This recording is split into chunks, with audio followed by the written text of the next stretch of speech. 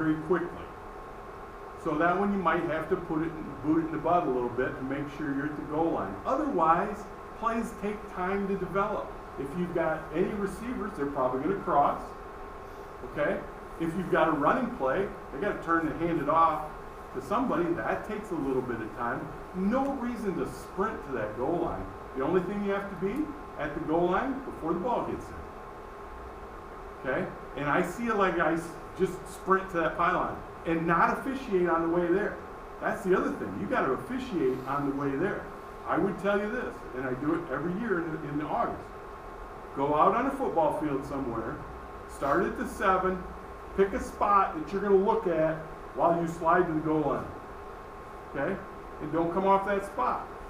So we'll just call it an imaginary key that's stationary. He's standing there, and I'm not. I'm moving, but I'm still looking at that spot as I'm going to the goal line.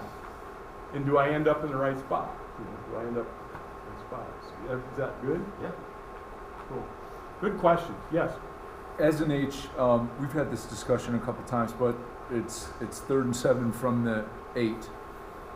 Are you moving your deep wing to the end line? 3rd and 7 from the 8. No. I'm following the mechanics. 7-yard line in the end. In fact, on the 0-2-0, it's my responsibility to tell the crew where we're snapping from. We're snapping from the 8. We're snapping from the 7, so that they then react appropriately. And I'm going to turn and visually make sure that my deep wing is where I expect him to be. The last thing you want to do is run your pylon and run over your deep wing who's there, whether he was confused or you were. Okay? So in that situation, would you just essentially, the play comes down, are you just kind of moving to the 5 and just hanging out and officiating and letting him take anything at the goal line and first down? He's got everything. What I've got to help him with, if he's on the pylon and I'm not, is I've got to know inside or outside the pylon when it crosses. Okay? I've got to know, does he step out outside of the 2-yard line? Okay?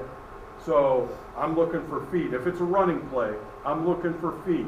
If they're at or inside the 2-yard line, I'm going to him. I'm killing the clock if I know that he stepped out of bounds. Okay?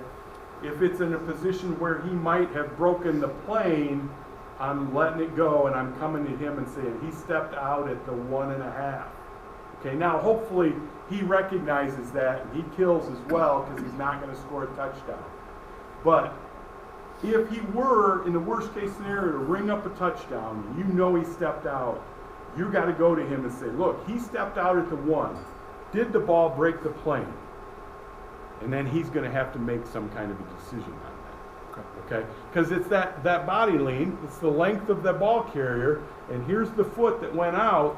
Is that possible that it broke the plane? If it is, leave it alone, because that's now his decision to make.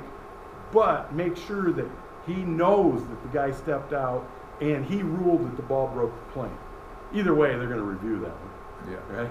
In your world, if you're working with press box end zone shots, either way they're probably not proving it. But get it right. Make sense? Yeah. Good questions. Yes, roll. When you're going down from the 7 to the pylon, what is your positioning there? Are you like your downfield foot's on the pylon? Are you straddling it, or are you putting your? So interesting. I worked 150 years of football, and Sarah Thomas said something the other day. Last year maybe, that she needs to have her eye on the pylon, on the goal line, that plane. She wants an eye right there so that she's got it. Okay? And I thought about it. Man, where are my eyes? I'm probably straddling the pylon, and my left eye might be in the end zone a little bit. Okay, as I'm working to my right. I'd never thought of it that precisely. I'm still not sure that on the field I'm going to be able to be that eye on that pylon.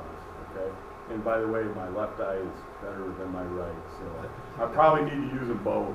Okay. Generally my nose would be right on the pylon, if that answers your question.